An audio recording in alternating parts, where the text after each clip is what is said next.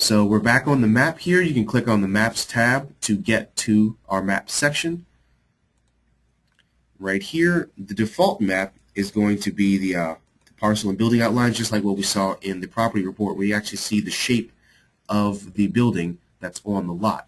And you can move this map around to get to an area. So if you're looking for a property, for example, that you've driven by but don't know an address, you can come to the map, identify the location, and then click on that location to get what's called our mini report, which is going to give you some basic information about the property, a photo for your confirmation, and a link to the full property report.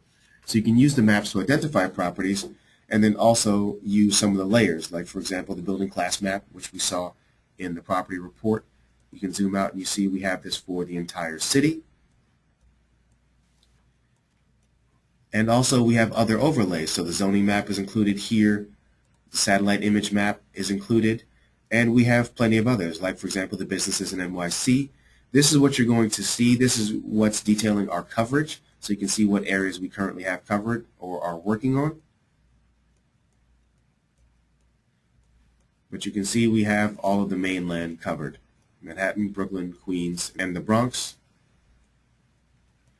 And you'll see as you zoom in, as we get closer, now these are identifying where those retail storefronts are, and the closer you get, now you can start to see those logos. And so what you can do with this map, you can go move around and actually see icons or logos for all of the retail storefronts in the area.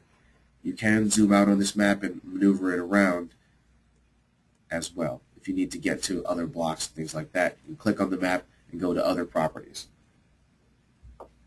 I'll show you some other map layers that we have available that are of use. For example, subways and ferries.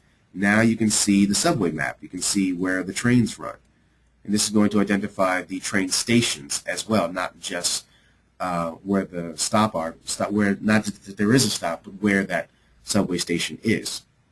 You can also click on our Get More Maps option to take a look at several of the other maps that we have available. And as you can see, we have quite a few. We have lots of different information that you can take a look at on the map. So for example, we have sales information in Brooklyn and Queens and Manhattan. So you can see an annual sales report for condos and co-ops, as well as a quarterly sales report for condos and co-ops, which is going to identify recent sales of condos and co-ops. If you click on the one here, I'm looking for the second quarter in Manhattan, you'll see we have this color-coded dot system, where the color of the dot and the size of the dot indicate the price per square foot and the size of the building. And as you can see, I have two map layers on, so you're able to have at least two layers on at a time when you're looking at property sharks. So you're really able to build out the type of view that you'd like to see.